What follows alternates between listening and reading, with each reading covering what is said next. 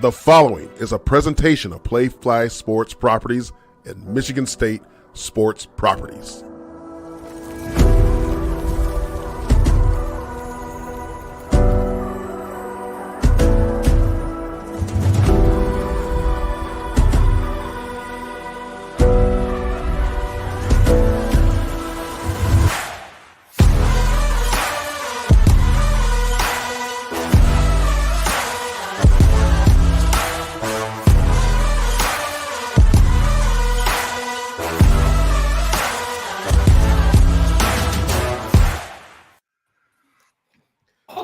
Better every time. Okay. I love it. Hey,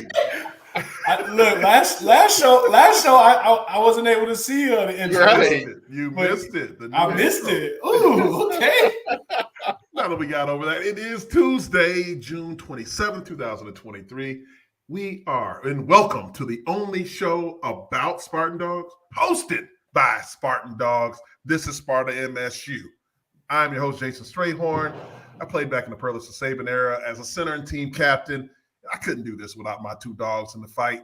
From the John L. Smith and D'Antonio era, the boss, Otis Wiley, a hard-hitting, intercepting safety, and Jehuu Caulcrick, single-season touchdown record holder for MSU with lots of TDs, 21 to be exact, I think.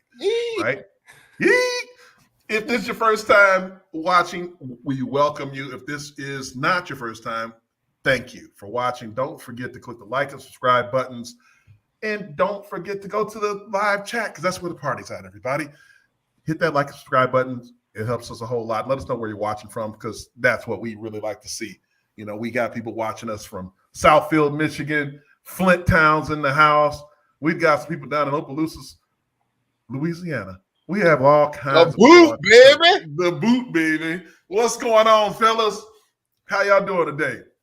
Oh, doing good, man. Look, we got all that rain, grass is looking green over here in my front lawn backyard, but all good, man. It's Tuesday. Yeah, and you guys were out there in the rain yesterday. Speaking of the rain, you and let's see, Jehuu and Otis hit the links yesterday for a charitable cause with Mel Tucker. And look, here we go. You got Mel. Who you got in here, Chew? You got Doc. Doc on the left. Richard Bryce, Dr. Bryce, former former player, current Spartan Dawg. You got Coach Tucker. You got Coach Tucker and Drew are the hosts of it, and then you have that linebacker boy, Chris Fry. Huh? Drew who? There's only one Drew in Spartan football. There's only one Drew. Oh, yeah, I like you said football. I like it. Yeah, it's Spartan football. But no, it was a good time. It was a good time for a good cause. I was in the morning flight. Otis was in the afternoon flight. I didn't get to run into Otis, a little bit there, but I did see a couple of the other dogs there. I did stop at Harriet Dean. She had the bus out there. She had the Jello shots were going. The hot dogs were cooking. The Drew high five bourbon was flowing. I spent a little time over there. Hit the turn a couple times. So I only did the green Jello shots though. That's all you did, huh? Mm-hmm. That's it. Out of all the colors. Oh, okay.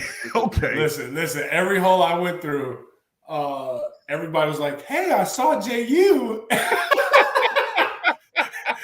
He was in a different state of mind. I was like, "Oh, he was getting after it, huh?" The rain didn't stop his shine, baby. You tell that. Not one bit. I'm glad for a good cause. For a good cause. Absolutely.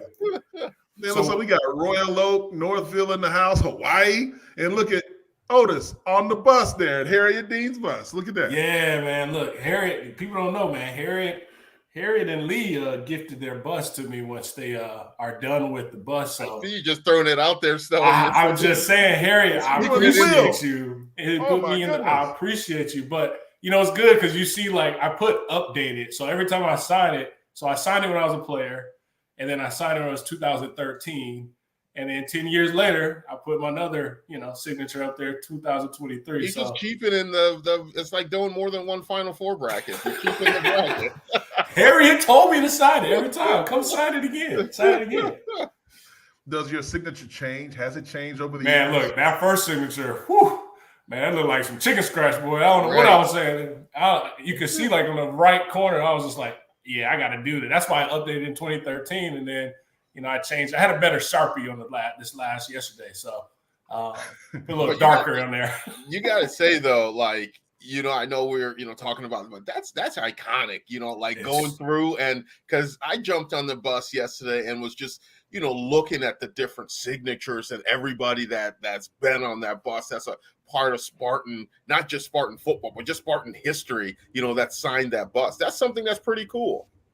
Yeah, look, if Harry was to give that bus to somebody else, like sell it, like I kid you not, they'll probably get all rid of the signatures. They won't keep the history, like you said. We keeping that, man. We keeping that real deal Holyfield. It's great. Great. You signed it finally, right? You signed it in our live broadcast at Fieldhouse, right? At the Fieldhouse, I did. I did finally get the chance to sign that. And then, I'm thinking when they rebuild the football building, like for the third or fourth time from now, then there should be a place for that bus just to hang forever. Ooh. So people can go give tours. Kind of almost like there's other buses that are famous in history that we won't talk about right now that people do take tours of. And I think this is one that qualifies for Michigan State.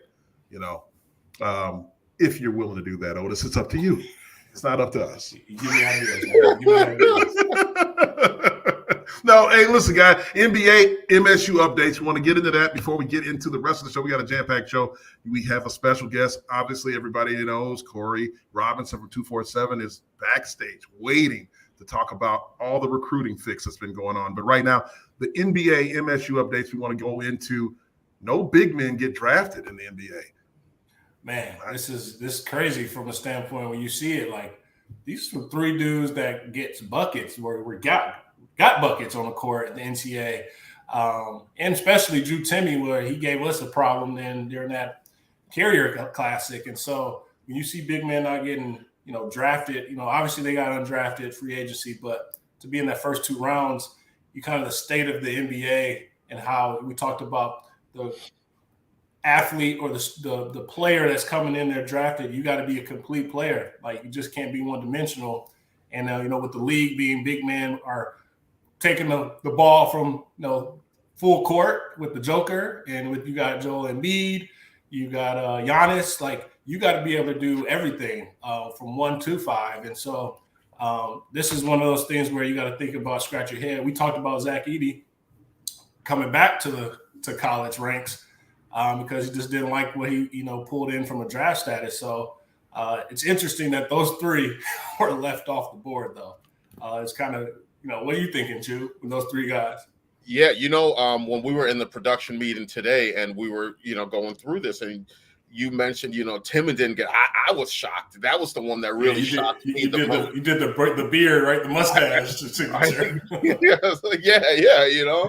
Did that, but that was very shocking for him because of, I thought he was going to get drafted, but based on his body of work the last couple years, he's been the heart and soul of that team. He's been the big spokesperson of that team. And so it really took me by surprise. But you said it, Otis, it's the way that the NBA is shifting. The skill set is more important now. It's the more you can do. If you can't be just a master of one thing now. You can't just eat up space in the block there because they're going to figure out a way to stop you. But now if you can, dribble, pass, shoot, you got, like you said, Joker, you got Embiid, you got Giannis, all those guys that are, bringing the ball down the court, making guy miss, going between the legs, all those different things. You have to develop that in your game nowadays in order to do that. So right now it's like back in the day where, big backs were being phased out of the league. Now they're starting to come back. Now it seems like the big men, the true big men, are being phased out of the league, and it's the more athletic, bigger guys. So it's something that's very interesting. And but you got to be able to do more. So are you suggesting that Shaquille O'Neal, how would he fare in today's NBA? I mean, that's a different. He's still a dominant player. He's a dominant player, but like, what I'm saying is he can't do what a Giannis is doing. He can't do what a Joker's doing. He can't shoot from outside. He doesn't have, he's not a dual or triple threat player, because Giannis is the Joker, he's a triple threat player. He can score from inside, he can score from outside, and he can pass like crazy. That's a triple threat player right there, and he adds value to a team. If you got a big guy like Shaq, then you have to center your game around him, and the pieces that you put with him has to be something different. Yeah, I think he fits because, you know, when he came out and got drafted, like, he was lean and mean and can run like no other. I still think he'd be a dominant factor. Like, he would be dominant, but it's different on the defense. thing. On the defensive end is where you got to go ahead and cover these guys right. on the arc. It's a difference on that standpoint. But offensively, yeah, dominated factor. Like, there's no need. No one's going to be able to guard him. But when you get on that defensive side, you know, can Shaq go out there and cover, you know, from the arc, from court sideline to sideline? But you think about, like, Kevin Garnett. Like, Kevin Garnett fits well in this because he had a mid-range, the big ticket. Yeah, he had that kind of that whole complete game coming into the league. So, you know, transition-wise, I feel like our big men from Michigan State coming from Izzo's ranks have really changed the game from a standpoint of that medium of a 6'8", 6'9" big man, but they can be guards. And we talk about, you know, our boy Xavier Tillman, where we talk about transition-wise. I try to do smooth transition like you, Stray. It's like, speaking of transition into the NBA, this is where we change the mold of guys coming in that they're multidimensional. They also are facilitators on the defensive end, also on the offensive side. So, one, X's story is one of those where he has grinded and worked for everything that he's had. And just to see this is that opportunity to say, hey, the work has paid off and he's continuously working on it. But to get that with the Memphis Grizzlies, he's made himself a determining factor in that franchise, which is great. And then you still got our guy, Jaren Jackson, too. So it's an opportunity to say, hey, Izzo develops these guys to be prepared for the league. Yeah, I mean, the Grizzlies do exercise that option for X, man, Tillman, which is great. I mean, NBA, man, they last time I checked, man, they pay well over there. Very well. But, you know, to Otis's point, though, like, that's a guy that's earned that. Yes, you know, and that's a guy that you can't help but just feel so happy for everything that he's gotten, you know, all that, you know, the work, the blood, sweat, and tears. You know, he had a kid, you know, at state while he was at state, and, you know, still trying to provide in the days where there wasn't NIL, you know, so he had to scrape that Pell Grant together, you know, training table food, taking it home, you know, all that stuff, and then going out there and being able to do this, because, you know, the thing too, like, there was a lot of like doubt, you know, when he said he was going to enter. You know, there were Spartans that are like, yeah, this is great, it's everything like that, but there was still like, oh, is he going to make it, or is he going to be one of those guys that, you know, end up playing in the G League or overseas, you know? But he went in there and he proved from day one why he belonged there. And this shout out to Coach Izzo in preparing, you know, these guys for the next level.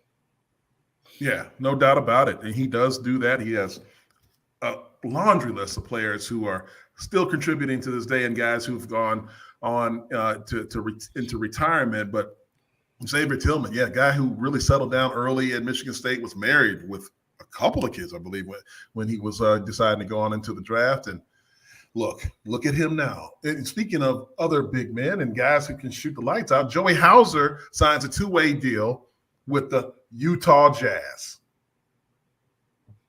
Yeah, this is good, man, where we talk about shooters where obviously we want him to get drafted because he is a sharp shooter. But this is an opportunity for Joey to show his worth and truly go in and play at that next level. And the Utah Jazz is a good organization to be a part of from a development standpoint.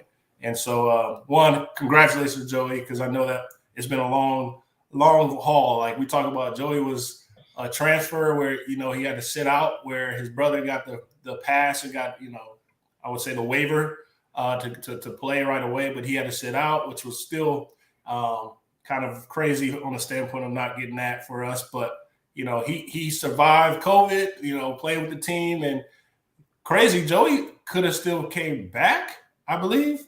Is that a two? Yeah, he still had a COVID year. He had a COVID year. Yeah, and so let's go ahead and it's time to turn the page. And with the guys that are coming in, obviously, I feel like we had room for him, but probably didn't. But the standpoint of he's able to go ahead and take his dream to the next level, and hopefully he works out in summer league. Man, summer league is where you start to put that work, body of work, because draft and testing is all good, but that summer league is. You shine in summer league, you see where you're able to get a spot on that roster.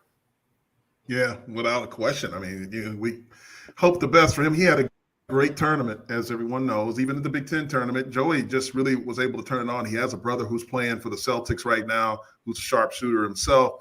I just think his game does fit the league. He's got that experience with his older brother there that can help him get to where he needs to be, because he's going to have to fit in there. Just like when you hear with Draymond, right? Draymond said that when he got to Golden State, he knew what they were missing. So that's what Joey's got to find in Utah, find out exactly what they need and find a way to make that team. A guy coached by Izzo, as long as he's been coached, with the family he has, his parents, had a chance to see them in Chicago. I think the sky's the limit for Joey Hauser, and we'll see how this plays out. We'll be following you, Joey. But for an update from deep in the Lansing downtown in the Senate, the House has now passed the bill for alcohol sales in stadiums in the state of Michigan.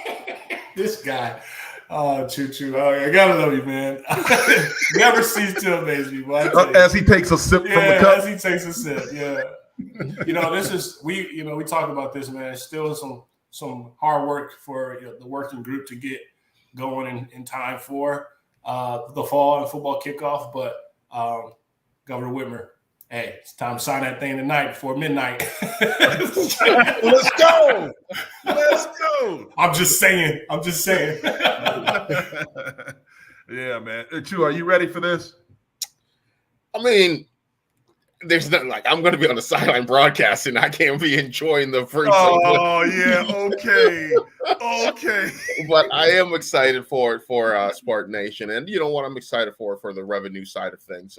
We talked about this last week. It just doesn't affect, football. It affects all these other sports, out there, the Olympic sports and everything like that. All this revenue coming in is going to help contribute, possibly get swimming, diving back and all that stuff. So it's something that's excited. And for, like we said last week, the people that are so against the thing is going to be drinking problems and everything like that. It's going to be well regulated. And so, I'm excited for it. I think it's something that's, let's get with the times. This is something that's there. Yeah, we are already drinking before, so it's one of those things of why not capitalize inside the venue? It's just been always thrown out there. So I wish we would put up that Iowa State tweet that you had. Have that, guys? Oh man, that was funny from a standpoint of which is strategically where I'm like, oh, I have an idea now. Clearly, yeah, check this out. So at Iowa State, the athletic director says we know the Iowa State people, and we don't have many oil tycoons, if any, but we do have people that like to slam beers. They're doing an NIL partnership with the beer company, so a couple of dollars goes to the collective with every purchase of a case for Iowa State, the Cyclones. Genius, man. Genius. It's mind-blowing. I don't even know how to comment about it. Like, hey, I'm about to go ahead and hit up our collectives. From a standpoint, figure out like that's like the easy income coming in. You already know what's going to happen, right? So all day long, we'll see if we can make it happen. Look, guys, shifting gears a little bit. Ole Miss has done something revolutionary, in my opinion. They had the entire football staff go through mental health first aid and got certified in doing so. What do you guys think that means for the state of things right now in college athletics as a whole?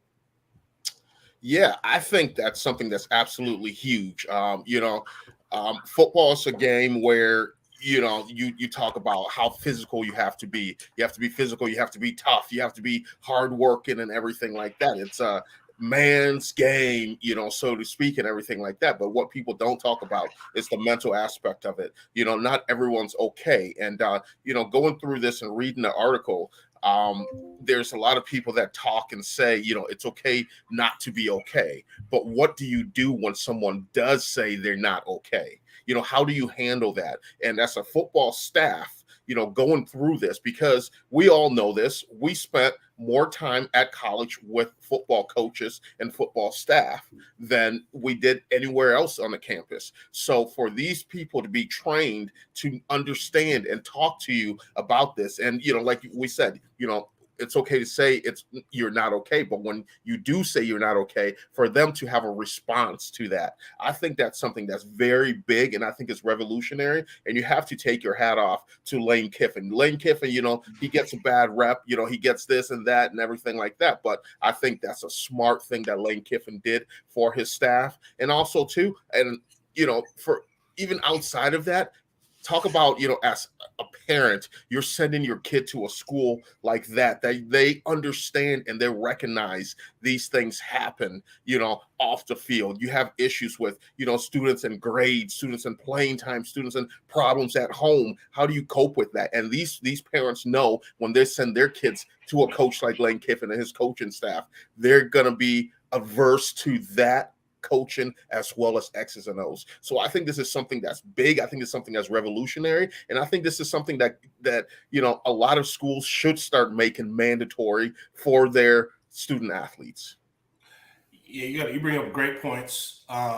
You kind of flash back on when you were coming to campus, and a lot of our teammates in our class, or just teammates in general, like, you don't know what you're getting when they come to you, right? So It's one of those things of our coaches, are trained to see the signs, find the signals, know the resources to tap into, because for so long it is a gladiator sport where you got to just, suffer in silence or just endure, and you'll be a gladiator mindset versus with the rate of suicide, with the high rate of depression, this is an opportunity to see those signals before it can really get crazy, or it can go to where it's a true issue, a true problem. And so this is a huge testament to Ole Miss taking that step and that initiative, where it's going to be this is a good keeping up with the Joneses, in my opinion, right? So, like, this is an element for every program to be equipped with, knowing that, hey, I send my son to this program. I know that they're not only getting provided the resources facilities-wise and the training, but mental health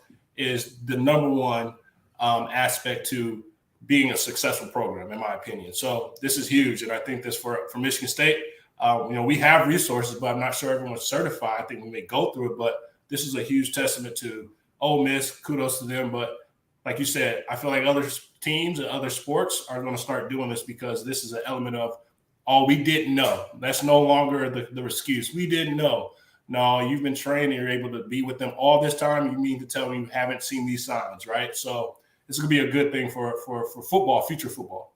Right. And the thing too, it's like, you talk about this in football, you talk about taking care of your body, getting right, the recovery, and, getting bigger, stronger, faster, but also your mind has to be there too. And we've all seen it. We've all seen that teammate, in the locker room that we're like, man, this person needs somebody, but there's nothing that we could have done. We didn't know how to react to that. And if we had these coaches in place and you had a great relationship with the coach and be like, hey, bro, check on old boy there. He's getting a little homesick. He's getting even something that simple as homesick. He's getting a little, depressed about his grades or playing time. Those are different things, and if you have that sound mind, that body, that soul, and everything like that, you're going to perform so much better on the field, because you can go out there and be free of these, thoughts and everything, and just focus on your craft. So, I think that, like, we can't stress how important and how big is this. And, congrats again, and shout out to Lane Kiffin for being, the front runner on this. Guys, we've been going around the country seeing different schools, and you start to see a lot of this with doctors on staff and available for players to come whenever they so choose. At Michigan State, I think that they've done a phenomenal job in incorporating a whole area in the new facility that they're building on campus for mental health, where players can come in and go in and set appointments and just talk to someone and get the help that they need from certified people. I think that in a game that's a very copycat-led game, the league of football, be it a Power 5 all the way to the NFL.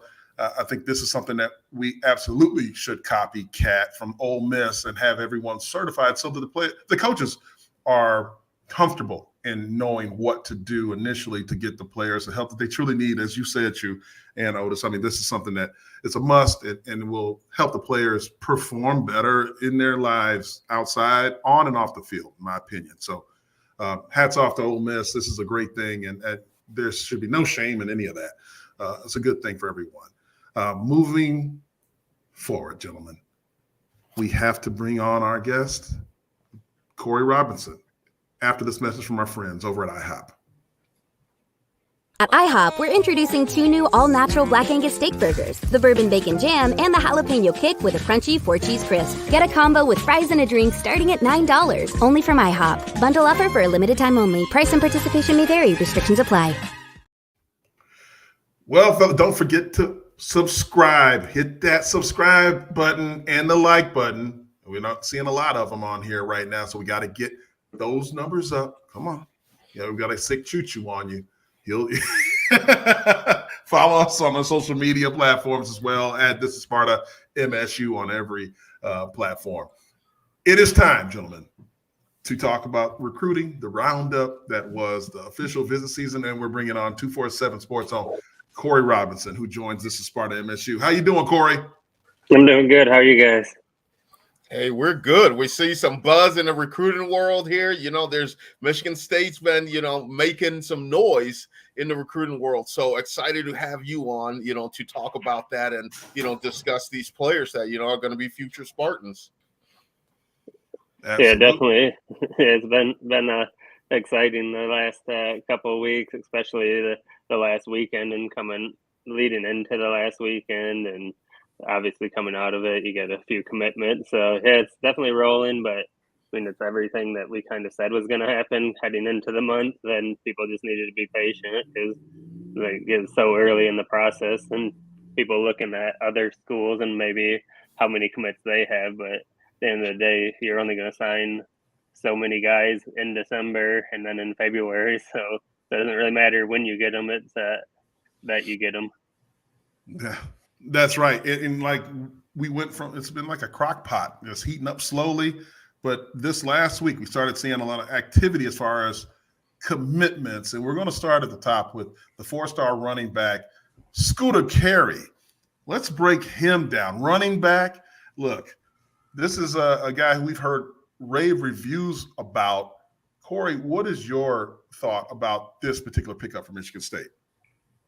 Yeah, he's a perfect fit. His running style fits into what Michigan State wants, where you can run between the tackles, play physical, and all of that stuff. But then he's also got the vision and feet to go bounce it outside and kind of hit the edge and get out there. And then he's a guy that, he's a top 247 player in the country. He's been on the national scene since probably his freshman year at least. So he has a lot of contacts. A lot of people know him. So when people saw Anthony Carrie there commit to Michigan State, they knew, everybody can put his face to that. So he's got some pull for other recruits too. Yeah, and the big thing that you said in that when you were breaking him down, Corey, and something that stuck with me, because with the running back, especially the running back position, you're either fast or you're not fast. You either have that will to run through the tackles, and obviously he does. He has the speed, but the thing that you cannot teach is that vision. And from seeing some of his film and stuff, he has that vision. He has that anticipation and that ability to stick that foot and go north and south and fall forward. Those are some of the things that are very big for a running back. And that's something that I'm really excited that he brings to the game, because I think, last year we didn't have those guys with that anticipation and that vision. And I think him coming to the running back room there, he's going to bring that along with him there. So I think that's something that's very big.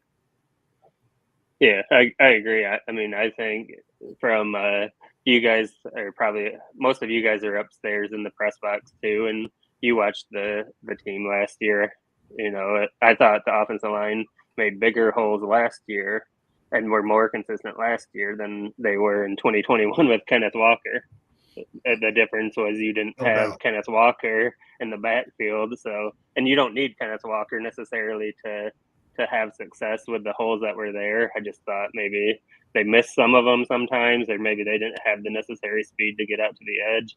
But yeah, I think getting him here in a couple of years is going to be big. I think, like we mentioned in the past, I think Nathan Carter is going to be very good for Michigan State this fall. Like he's going to change the. His father is on our show. The thing. Is it Jehuu? Jehuu is his father. Hey, Mr. Carter, tell me where you been. Well, look, I'm thinking about George and Jason and Chu on the broadcast. Like, that name is about to be a good Scooter Carrie.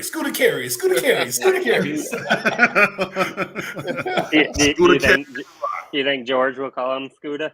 Oh, absolutely. Yeah. Or he might say Anthony Scooter Carrie. Like, yeah, that's what he's. That's George right there. Anthony Scooter Carrie.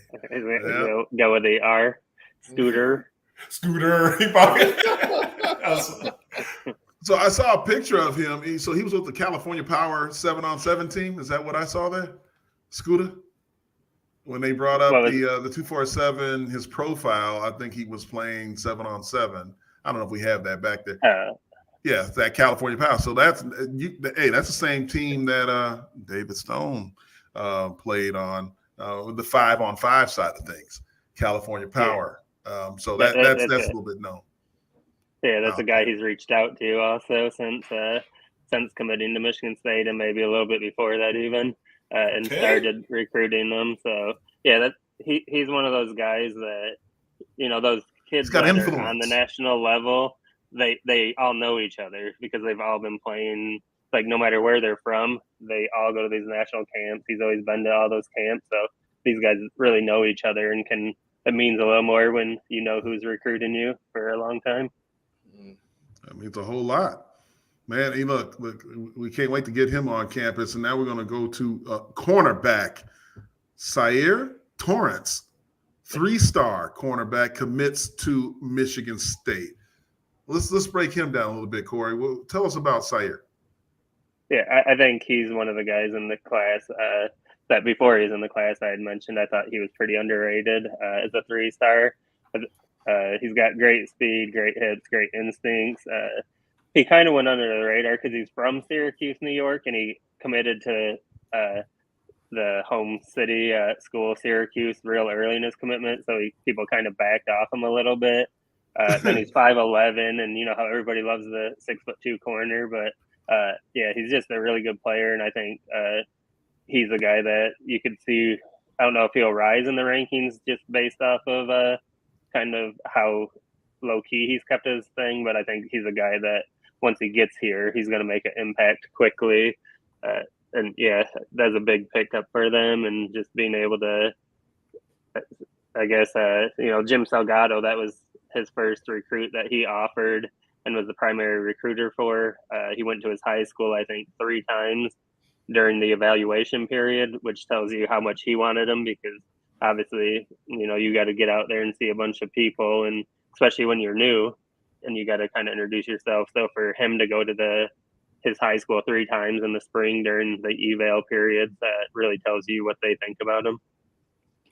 Yeah, I put my Corey hat on and did my research. I did some digging, man. I was like, I got to bring something to the table here. But, from a standpoint of, our make of our DBs, we always want size, height, speed, tackle, can have deep ball awareness, breaks on the ball. He has all that. Basically what he lacks in the height from the 5'11" standpoint, he has in his weight, apparently. But relationships also matter. And it sounds like Coach Barnett had relationships with coaches that was really close to Syair. And from the jump, he's always had this tight-knit relationship where with Coach Salgado being added to our staff and going out there, just added a bonus to bringing him in and making him commit. And so they said this guy can go, man, where they see him fitted in that nickelback safety strong and free, where he can play all three.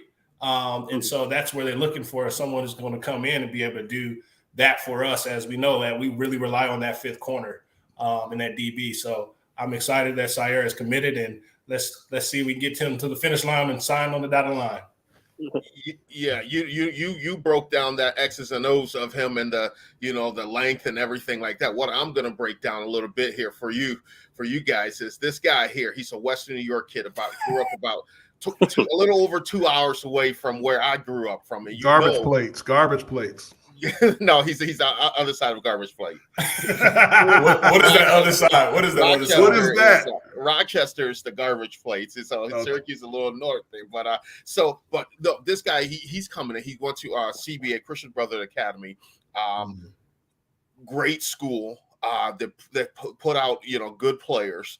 But the thing is, a lot of these guys that come in from the Western New York area, and Corey, you hit it on the head, underrated guy, and he's going to come in with that chip on his shoulders. The same thing with Nate Carter, coming in with that chip on their shoulders, because like Western New York in that area there doesn't get the love it deserves for football. There's a ton of good players that come out of there, so this kid's going to come in with a chip on his shoulders, and he's going to be ready to go and show the world.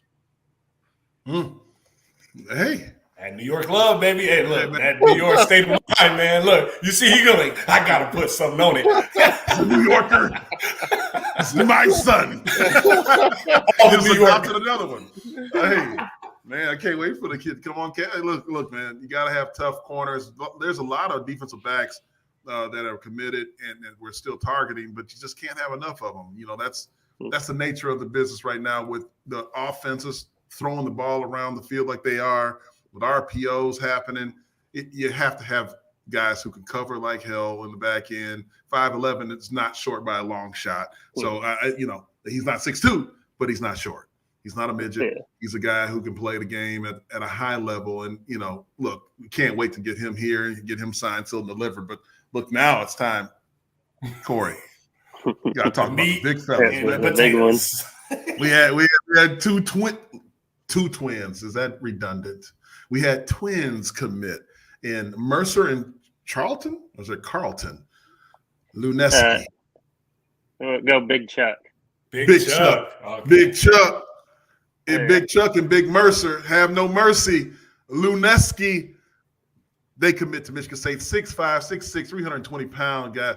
Look, Corey, I've been talking to you about this. These are two guys who are underrated guys that haven't been playing the game a long time, right? Yeah, they've only been playing for 2 years, and they've kind of rapidly rose. You see the picture there. Both of those guys. The small one is Chuck. He's 6'5", 298 right now, and he's not even in his senior year of high school. And then Mercer, he's 6'6", 6'7", and 318 already before heading in. And you look at them, there's not really any bad weight on them, which is pretty crazy, especially in that development. So it shows that they're already eating and working out at a higher level than a lot of high school kids out there. So yeah, I think they're huge pickups, obviously, literally and physically. But their last name is pronounced Luneski. So Luneski. Look, we have a phonetic spelling here that says Luneski. So thank you for correcting that. I don't know who did this. That's like Lun, so Lun or Loon, I guess, Lun. And then yes, like yes, and then a key, like you open the door. So Luneski. Woo. Yeah, hey, get ready. Get ready, Chew. You see who changed right before our eyes. Tony Manrich just saying, let's go. But yeah, like for you guys know, like offensive line is where it's at. So you got 4 guys in the class now with those ones. So you got those guys, 6'5", 298, 6'7", 318. Logan Bennett out of Maryland, 6'6", 320 pounds. And then AJ Dennis, he's 6'5" and 290 at the camp last week at Michigan State's camp. And he just keeps getting bigger every time we see him. Like, he's insane. Bigger like, in a good way? Or yeah. Bigger like he's been eating garbage plates. No, like he's doing it the right way for sure. He spends a lot of time with the current offensive lineman. and he was hanging out with them a lot at the camps too. So he would be standing next to the, Gavin Brociouses, Stanton Ramel, JD Duplain, Nick Samac, all those offensive linemen, and he looks the part already. Like, he doesn't look like a high school offensive lineman that's kind of skinny and he's still got to add a lot of weight. His shoulder width is really big for him too. So it's one of those ones where you see him in person and he's almost bigger than what you expect. So yeah, the offensive line is huge. They got a lot of size, and now they'll probably put all their attention on DeAndre Carter, the top 100 kid out of Mater Dei High School in California. He was on campus this weekend. You guys' graphic guy was on it with that. I don't think he even knew I was going there. No, we didn't know. But look, we're in front of you. We know. We up now. You see the stats there. But that's okay. 57th in the country, number 1 interior offensive lineman. Michigan State's in a great spot. He's going to take it down to the signing day, but now that you have 4 linemen set and he's really probably your only target left on the board, you can really put a lot of attention on him. So try to get him back up here. He's been up on campus a couple of other times besides the official visit that he just took over the weekend. So you probably get him back again, hopefully in the fall or winter before he makes a decision. But yeah, their offensive line and defensive back recruiting, I think, is where you want it right now. It's pretty much done. So I know that they'll be on this side. They'll be in the east side of town because this is where my son practices. I see DeAndre Carter a lot. I see him pretty much every week. Speaking about him, they play against in Maryland at St. Francis. Yeah. The weekend that we play Maryland at home. So they play on Friday. Hopefully we can get them over on Saturday to watch a game in East Lansing because it's close. Okay. There's some things we can do to work on him. I did read the article on DeAndre Carter and his family's official visit, and his mother raved about the academic support, which is huge at Michigan State. The fact that Michigan State has a direct report from the academic support staff directly to Coach Cap and Coach Mel Tucker. They meet regularly, and it shows the importance. Mater Dei is a very hey, Mandy, Mandy Chandler, Todd Edwards, baby. That's how you shake your head. Yeah. Oh yeah, you gotta have the academic support, right? And the parents are definitely want the degrees to come, with these opportunities to play at this level. DeAndre's a guy. I think that once he gets into the Power 5 weight room and all that stuff, man. I mean, he's a guy. He's a big human. Not many people walk the earth at that size that can move like he moves. So, I'm praying to get this guy on campus along with the twins, the Lunieskis, as it's been corrected. So you're about to add something to it, right? No. I just want everyone to know, because we've talked about it a couple of times, and then I saw someone said, does a garbage plate come with sides? So we have a picture. This is a garbage plate here. So you get your mac salad. Some people do potato salads. You have French fries. Then you have 2 burger patties on there, and then you have some ground beef and some sauce put on the top of that. And that's the garbage plate right there. So at 2 a.m., you hit up Nick's Tahoe in Rochester, New York, and that's where you get the real garbage plate. Wow. That's a little side NIL deal for Chew. Right. You got an NIL deal. Basically, you want to gain this weight, you get you a garbage plate. It looks like it belongs in the garbage. Man, I see that looks like I feel like Skyline Chili, that's a yeah. Got you. Mm-hmm. Not easy on the stomach right there, brother. Everyone said it looks gross and da. I tell you, you get one of those things at 2 a.m., 2:30. People our age are usually sleeping by then, Chew. All right. Yeah. Corey, look, back to business here. Back to business. So, Corey, what's your confidence level for after these commits, and then kind of what we are targeting in the future? Like, obviously, everyone was raising the flag of what we doing, what are we doing, man? We're not getting the guys and what's going on. And, now that we've got some traction and, the block is hot for getting these guys in here and committed, like what's the next step, knowing that this month was very active, very, very productive. Now we're on the break, but like what's the next page or next chapter for us in football? A lot of guys that visited have decisions coming up, so it's still going to be coming pretty heavy here the next couple days and next couple weeks. Honestly, a lot of guys are going to want to get committed before their senior season. You got Tremar Harris out of Ohio. I think that's down to Michigan State and Purdue. He's really kept it close to the vest. Hasn't really leaked it. I think it's Michigan State feels good. Purdue feels good. So we'll see where that goes in a couple of days. Then Justin Denson, he was up on his official visit last weekend, the 3-star corner of Rhode Island, who's got the top 5 of Oklahoma, Florida, Texas A&M, and Alabama with Michigan State. He's announcing July 1st. Michigan State liking where they're at there. We'll probably see some action from us at 24/7 with some picks soon with him. But they're doing great with him. He's got one coming up, Nick Marsh. I think let's talk about Nick Marsh. Megatron. That's the name everyone's been waiting. Megatron. We waiting for Megatron. We had him on. Mini. No, look, the way he looked in those pictures, man, he looked like he was Megatron. You have that video of them dancing on the field there? Yeah, that's probably the best highlight. It's probably the best highlight of official visit season, I think. Nick Marsh's mom posted that video of him with his grandma dancing and on Spartan Stadium as a good one. But yeah, as far as where they're at, I think Michigan State is in a very good spot right now going into July 7th with him. There's some early stuff out there that he'd probably go to Penn State, which, I've been on the show and I said that, not to discredit any of the information that was out there then. I just knew that this video, or not video, I just read this comment there, this weekend, having the last visit meant a lot. And for the Marsh family, like everybody, likes their family, but the Marsh family is extra close. And I think you saw that on some of the pictures and videos.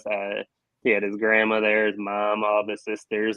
So, that was something unique at Michigan State that they could do and spend that time with him that they weren't able to do at other visits because they're further away, which also means, when he goes to college, if he's further away, then it's going to be harder for them to see, where at Michigan State, he's right there. So grandma can come dance with him after he scores a touchdown in Spartan Stadium, so I think family's the big key for him. And he's always been loyal to Michigan State and just had a great connection with them. And I always predicted that once he got on campus this weekend, that would probably push it over the edge and remind him of every reason why he committed to them in the first place. So, Corey, I have... Oh, there's a question right here, Chew. I never discredited him. I wasn't even on the show that he was on, so I don't know where this is coming from. Let me say, don't get defensive, man. Right. I never discredited a man. The next guy we're talking about, but let me tell you this, Corey. I feel I'm going to do it right here. The choo-choo crystal ball. Nick Marsh is going to commit to Michigan State. Yeah, I think you'll have a lot of company really soon with those Michigan State crystal balls. Well, look, there's nothing like, and I'm a hometown kid. When you ball out in the green and white, right? Like there's nothing better.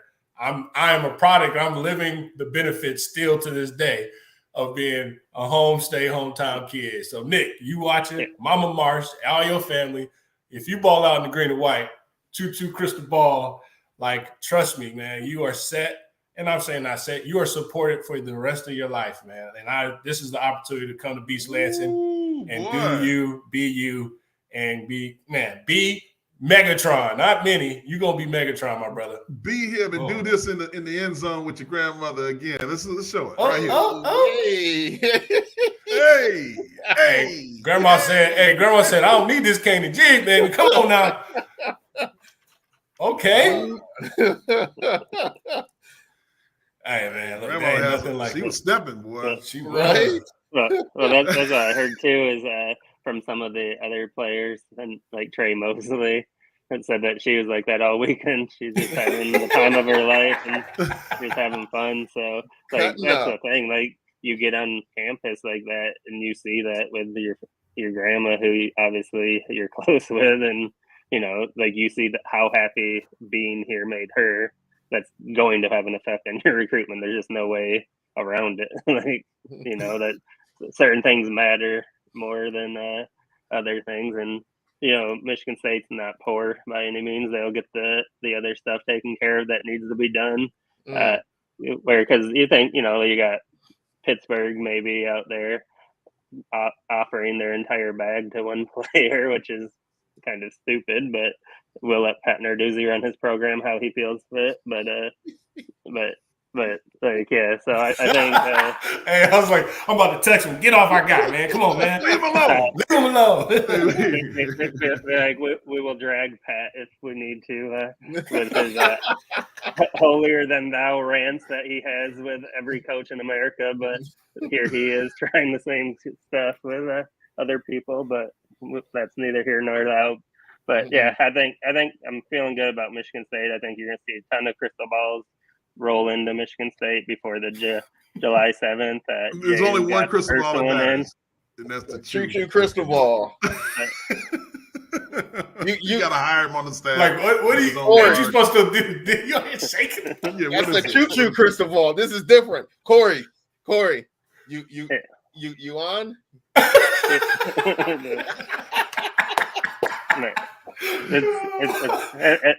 Stay tuned. Stay tuned. Come on in. The water's it's fine. Not far away. It's not far away. Your water is not fine because you pee in pools. We're just checking a couple last things out, just to be 100% because we know what the announcement day is. So there's no reason to jump in. Just like I said when everybody was putting Penn State picks in, not to discredit the information, but what's the point if he's committing on July 7th and he's taking the final visit to Michigan State, which is going to be an impact visit.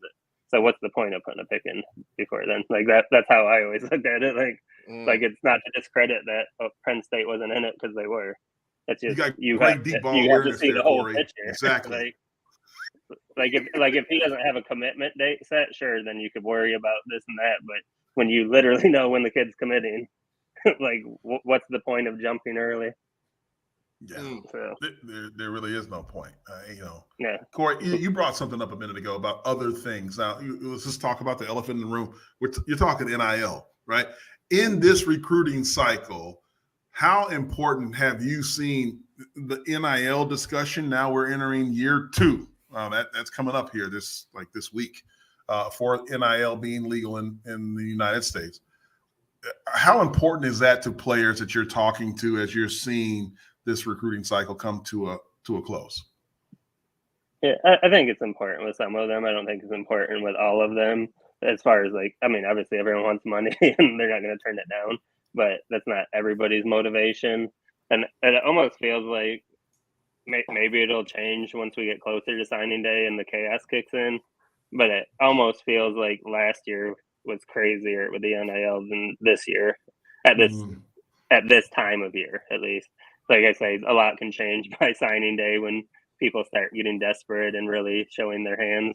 But last year, I thought the crazier NIL packages were running more rampant early on through June to kind of get guys in June. So, I mean, it's still out there. It's always going to be out there at this point now.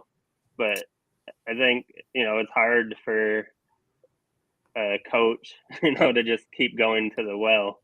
Like, how many times can you ask a guy, hey, can I get 100,000 or can I get 200,000? And their response is like, I just gave you that, because it's kind of new to a lot of people, and especially a lot of the older donors. Like, that's not really, what they're built on.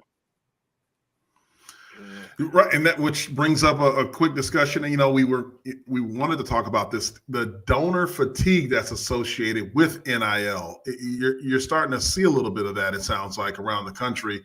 There was a great article today with On3 that talks about it. If it doesn't change and we're stuck with the same marketplace that we are today, it's not sustainable for 95% donor-funded model. You're hearing a lot of this out there, which kind of aligns with what you're talking about, Corey, in the NIL discussions around the United States. Yeah, and I think too the other thing is almost like last year, especially, like none of us here are stupid. We know that kids have been getting paid for a long time, but now, like last year, especially, like what the level of player is getting was out of control.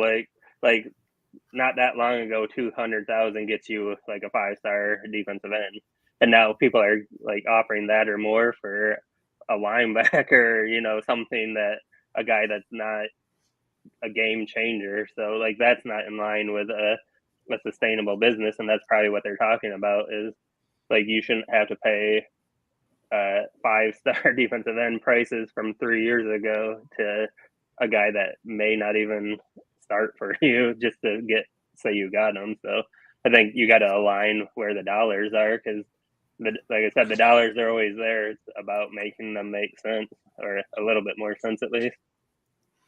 Man, you got something here, Chew? Yeah, no, I just want to, add to that. We all hit it on the head there with that. It's going to be that fatigue is going to set in about, going to the well too many times. It's the same thing in, sales and different things like that. It's like you keep going to the same place. You have to figure out a different strategy to, get these kids to your school. And I think one thing that Michigan State does really well, and I think, sometimes it goes unnoticed. We did, win an award, for the NIL, but like people get caught up in the glitz and glamours of cash on hand, But and Otis, I'm sure you can speak to this too. One thing that Michigan State does very well is that NIL for like the future. We had Darius Snow here working with Harvard, for the marketing side of things. We have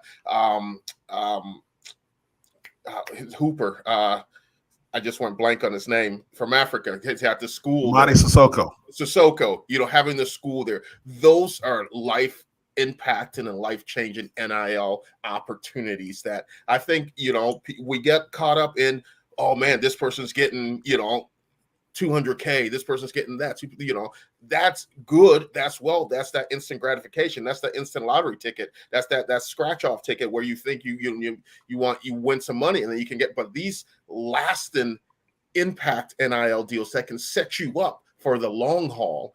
That's what I think it's important. And then that's more than, just, that $200K right now after taxes, you're at what, $130, so you got to figure that out and everything like that too. So, but, with that NIL and everything, Corey, my question to you is the change of the recruiting that Michigan State has done this year. I'm looking at these commits right here, and you can correct me if I'm wrong, and you guys too, like, I feel more comfortable and confident in these commitments because of the tactics that the official visits have been this year. The way that Coach Tucker has honed in on is kind of like a grassroots approach. It's more of that loyalty thing. It's not pressuring, kids to commit on campus right then and there. It's that you come here, enjoy it, go back, think about it. If you want to be a Spartan, this is what's here for you.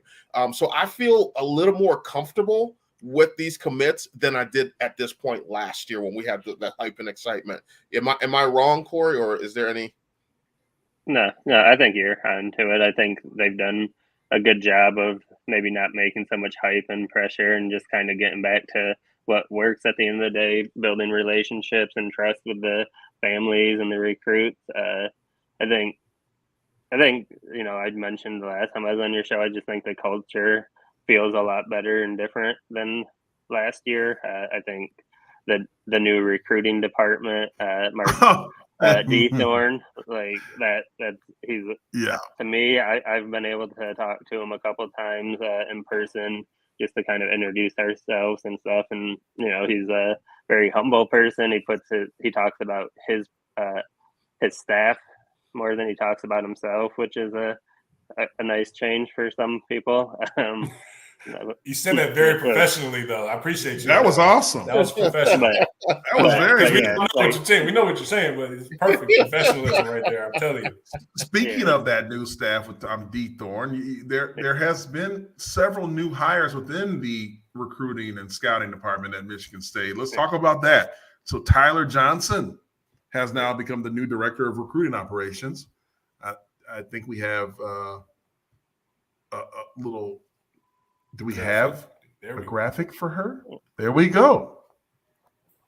She was a killer at Texas. She was only there 11 months, but she got a lot of praise from the head coach, Steve Sarkisian, and then the female, I'm forgetting her name at Texas, that runs kind of the recruiting department. Highly recommended, and you saw when Michigan State and Texas were going after a lot of the same guys. You would read articles on those people to keep up on it, and her name would just pop up a lot. I think she's going to be a monster addition. Where she missed all the official visits, so she wasn't here. So Michigan State's only going to get stronger once she gets her imprint here, and then they have her going with Jenna Learn, who is the on-campus recruiting director. She's she graduated from South Florida at 20. She was tabbed to run the recruiting department for them before heading to Michigan State at 21, which that's insane.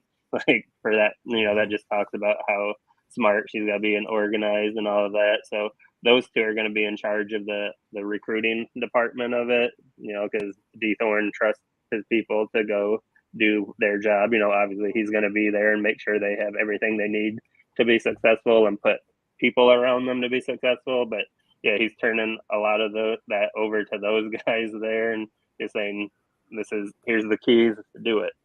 Then that's what they brought him in. They're both kind of I like that, Peasy. D. Thorne coming. Yeah.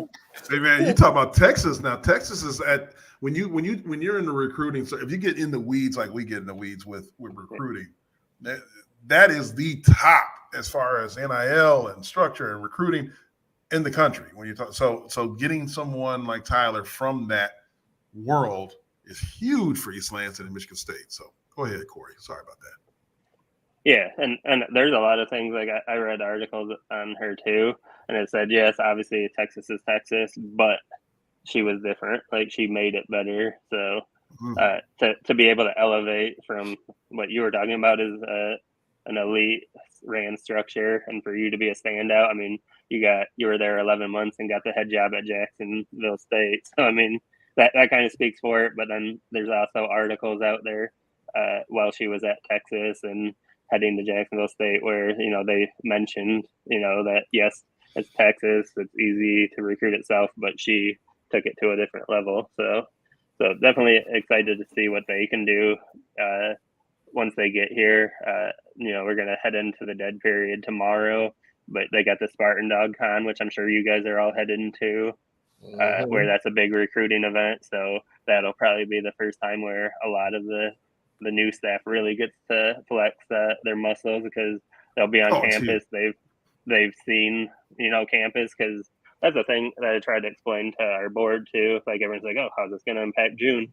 And like, obviously it's going to impact them because the people that were there are there, but they're still getting their footing. They're still trying to learn the players and building those relationships and the coaches and the families and the coaches in the area, so that stuff takes time. So this is going to be something that once you hit September, and then especially November, December, heading into the signing period, then the staff is really going to be, full steam ahead, and you're really going to be able to see them come together right at the close. Is probably when they're about to hit their strength, So, and they're not done yet. I mean, they have more coming besides what they've added. Like they're really trying to revamp this thing and build it up to what we saw when Mel first got here. Like, that's a 15-man or 15-person recruiting department of paid people. So they're trying to get back up to that model or close to it, and just get the right people in here. I think they're doing that. You can see that you had those two, Tyler and Jenna. Welcome to the program, and also Darius Hicks, who's named the director of scouting recently. who will also be joining Michigan State. Yeah. Football. Yeah, well, he was here. It's funny. He actually came in the spring to be an analyst, like a defensive analyst, especially defensive backs. And they saw the, between the transition between Saeed and Jensen leaving and Dethorn getting here, you had that hole that you had to figure stuff out in a key time. So he really kind of took the bull by the horns with the recruit at the transfer portal. And that kind of got relayed over to Dethorn, and then just seeing how he interacts with people and how he connects and people gravitate to him. It just kind of made it like a natural thing. So they're like, hey, are you interested in doing this? And, it's probably a better gig than pay wise. I'm not sure, but I would imagine, it's probably good to get up to that too. But yeah, I think with him, I've seen him in camp personally, and just to see like all of the current players, like kind of just hanging out with him and talking to him and joking with him, and then prospects that were camping really gravitated to him. So all of that stuff's going to matter in recruiting. And obviously he's played the position. He's coached a few different places before getting to Michigan State. So he's got that playing and coaching experience on top of just having the ability to connect with young people and kind of get them excited about Michigan State. And you got to have that. Yeah, and so while we're talking about the recruits, something like we kind of skipped over here, Corey, I want to get your take on it. Before we had you on here. How was the visit for David Stone? We're still waiting to hear back from him, but I mean, he always has a great time here up in East Lansing. Let's be honest. Sounds like someone I know. Still how Stone visit was. Yeah. So I'm in the slingshot with Mel.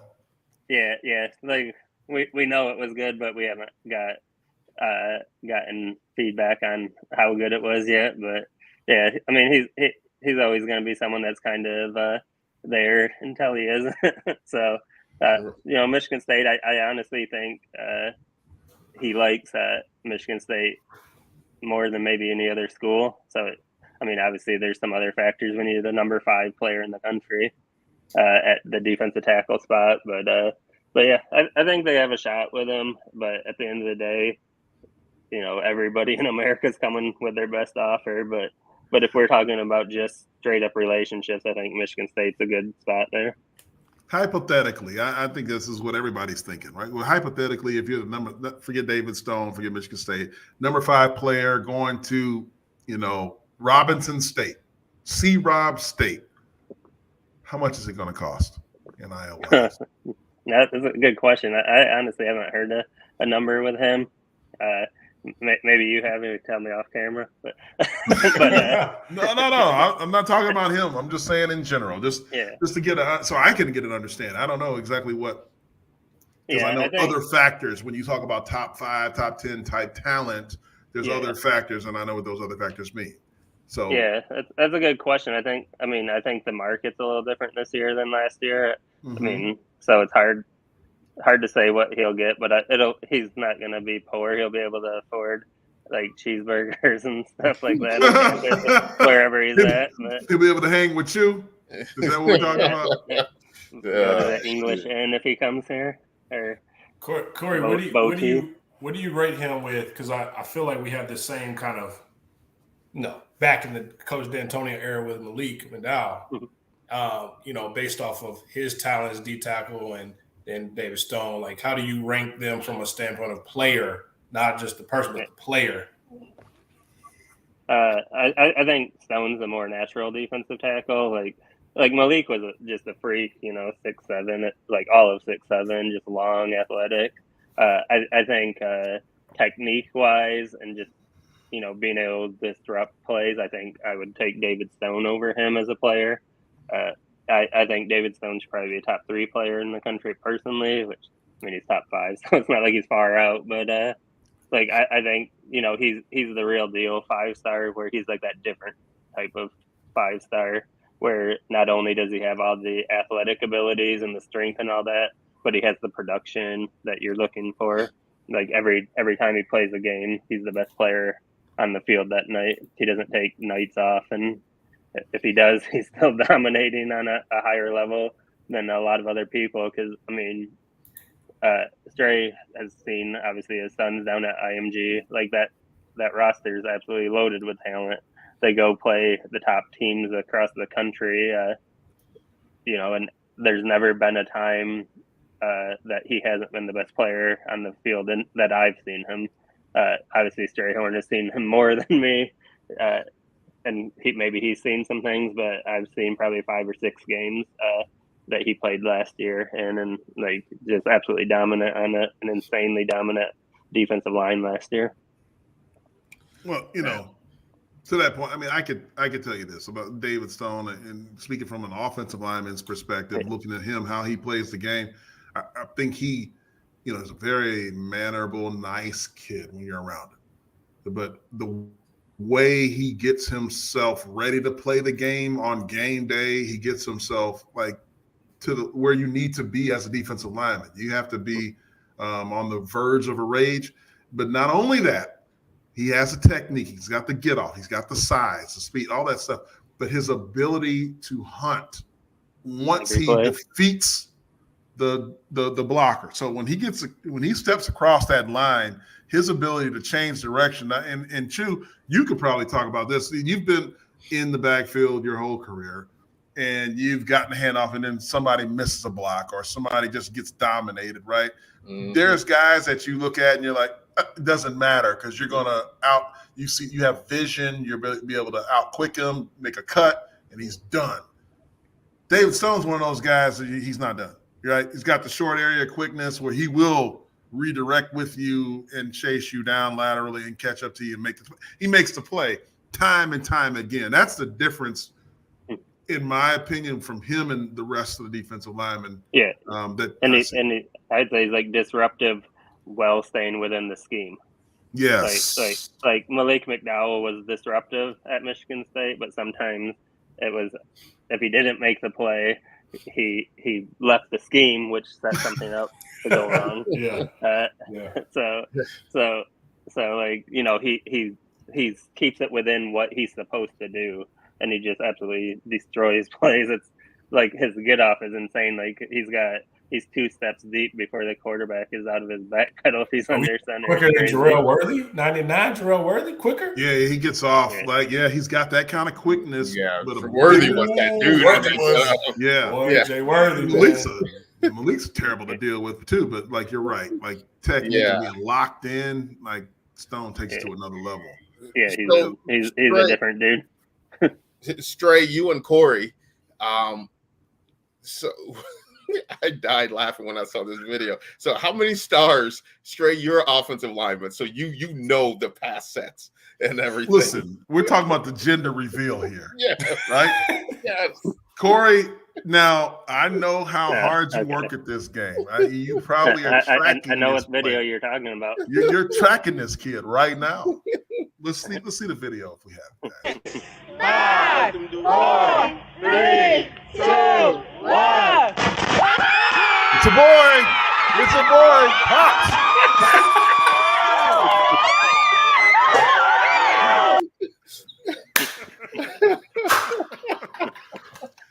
Is this kid, does he have what it takes to be a 5-star? Quick slide, kick one, quick. That was the move. He was, whoo. Do we know who that actually was? Is that an actual NFL player? That's the thing. Coach somewhere.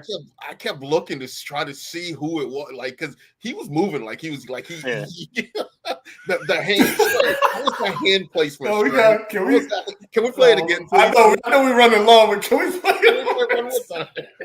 Straight, look at that hand placement. 5, 4, 3, 2, 1.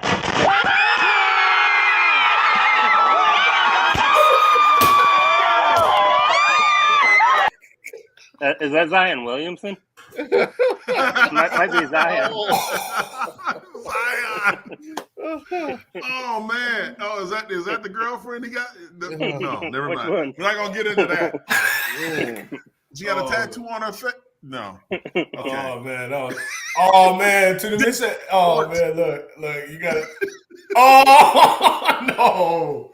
Somebody thought it was Chew. Don't get mad, Chew. Don't get mad, Chew. Here we go.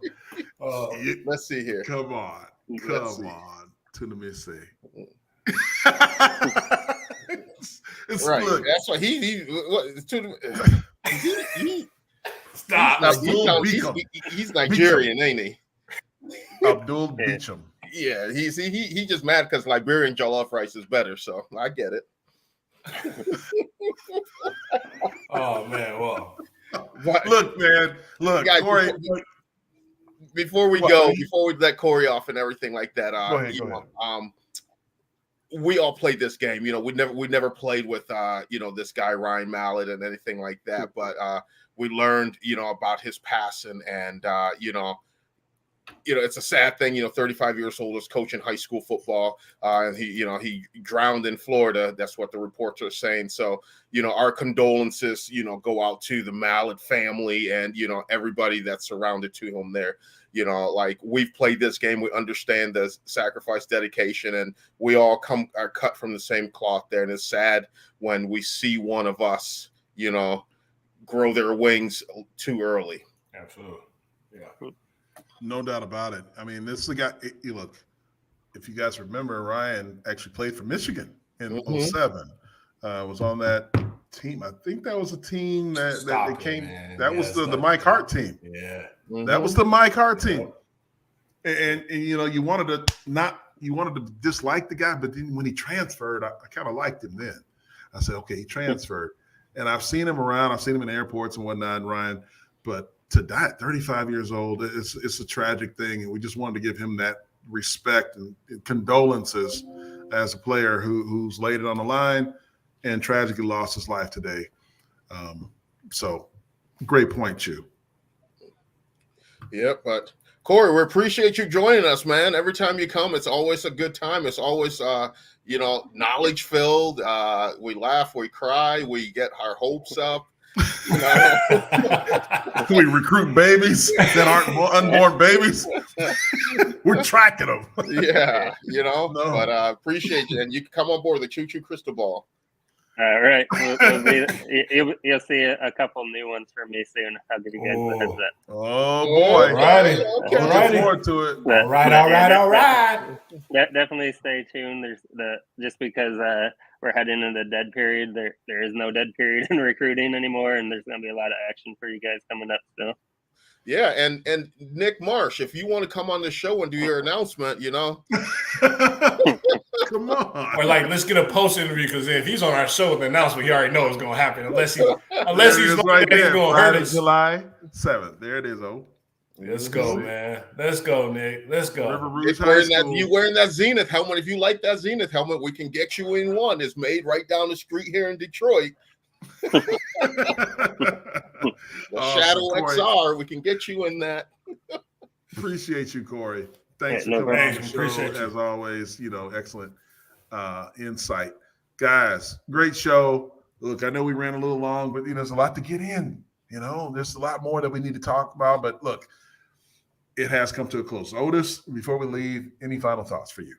No, look, I always enjoy talking football and shop with Corey coming on. And, obviously it's almost like we are in separate places, right? But it's like we kick back on Tuesdays and Thursdays. It's like we're in the basement or in the living room kicking it, right? So I'm very, very, to 2 point earlier in the show, I feel like I'm more confidence in our program of a standpoint of we went back to the drawing board and we reshaped our strategy, and you see the results. And I want to say, Coach Tuck, man, look, we never lost faith in you from the dog standpoint, but he's been to work, the staff's been at work, and it's nothing else to go but up. And I'm looking forward to seeing these guys sign on the dotted line.